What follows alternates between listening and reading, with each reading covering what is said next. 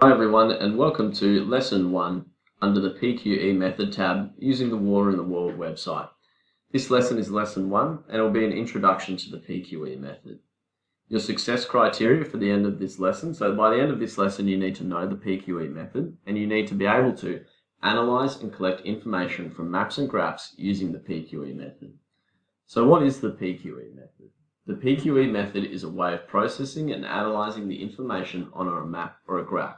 So being able to look at a map or a graph and think, what is this telling me? What story or idea is this map or graph trying to show me? And we can use the PQE method to do that and gather information.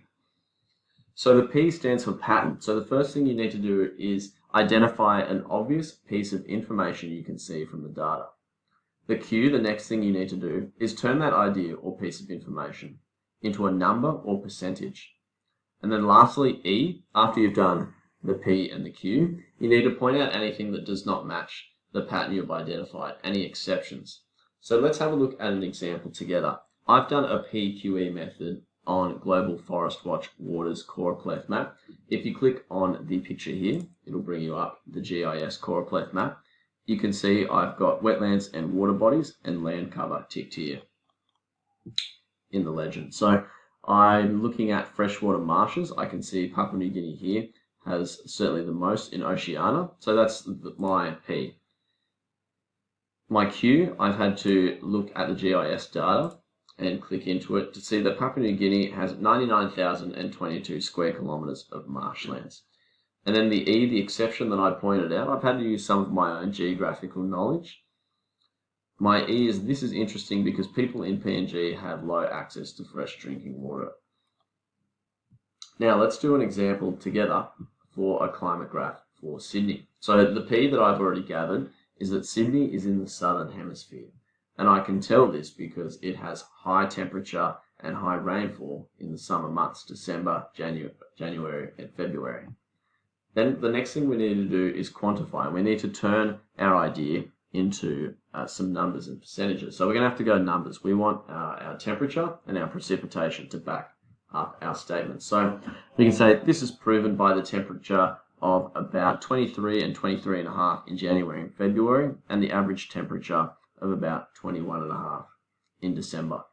We can also contrast this with the average temperature in July in the winter months is about 11.5.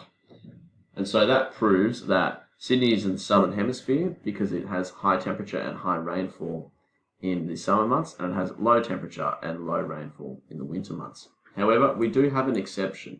So in June, Sydney actually received its most rainfall for the year. So that's our exception, and that's probably about 150 millimetres as well. So that's our one exception from our idea that we've collected on this climate graph for Sydney using the PQE method.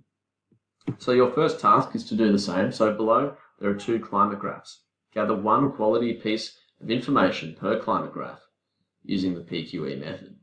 So the first one is for Delhi. So look at the climate graph for Delhi and come up with a P, a Q, and an E to get a quality idea or piece of information, what that climate graph is trying to tell you. And then one for Penrith as well here in Australia. Your second task is a PQE method on a choropleth map of water stress by country. So click this link here to access the World Resource Institute's choropleth map on water stress by country and gather two pieces of information. So you need two PQEs from this map. So I'm going to go ahead and open the link here. And you can see you've got a choropleth map of water stress by country. Water stress, or baseline water stress, is the ratio of total withdrawals to the total renewable supply in a given area. So how much you're using and how much you're getting back as well. So one P that I could gather from here is that countries in Asia have quite extremely high water stress. So that could be a P that I gather from there. My Q, my quantify.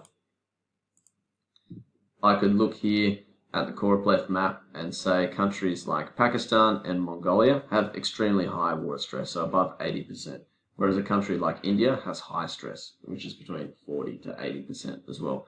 And then I could point out any exceptions as well. So for instance, Laos and Cambodia have probably low water stress, which is interesting. So that's an exception to the point that I've just gathered there. So thanks for watching, guys, and remember, if you want to stay updated to any new websites that are made, or any new lessons that are made in existing websites like this one, please make sure you go ahead and subscribe. Thank you.